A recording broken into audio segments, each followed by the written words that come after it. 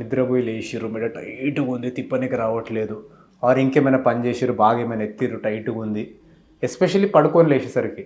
So, wrong పొజిషన్‌లో పడుకుంటే, excessive activity చేస్తే ఏమైద్దంటే మజిల్ స్పాజమ్ రాగలుగుతది. స్పాజమ్ అంటే ఏంది అంటే మజిల్ టైట్‌గా పట్టేసేయడం. ఇది ఎందుకు పట్టేస్తదంటే మనకొకటి మజిల్ స్ట్రెయిన్ అయినా, ఇంకేమైనా రీజన్ అయినా మన బాడీని ప్రొటెక్ట్ చేయనీకి ఎక్సెసివ్ మూవ్‌మెంట్ నుంచి. సో, మెడ టైట్ అయినట్టు అనిపిస్తే మనం భయపడాలా వద్దా, ఇమ్మీడియట్‌లీ హాస్పిటల్‌కి వెళ్ళాలా అనేది there are some danger signs అండి. సివియారిటీ ఆఫ్ ఇంజురీ మీకు గట్టిగా తాకింది, హైట్ నుంచి పడ్డారు, యాక్సిడెంట్ అయిందంటే compulsory you have to go to the hospital. ఎందుకంటే లోపల ఎట్లాంటి ప్రాబ్లం ఉందో తెలియదు.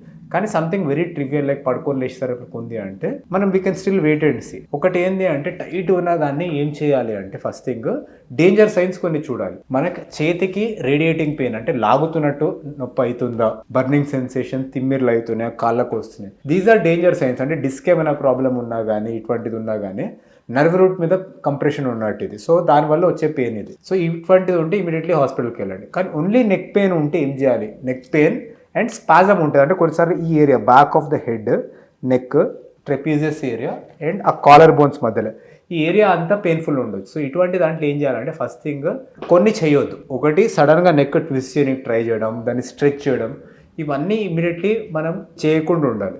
సో ఫస్ట్ థింగ్ ఏం చేయాలంటే రెస్ట్ చేయాలి దాన్ని కంప్లీట్లీ.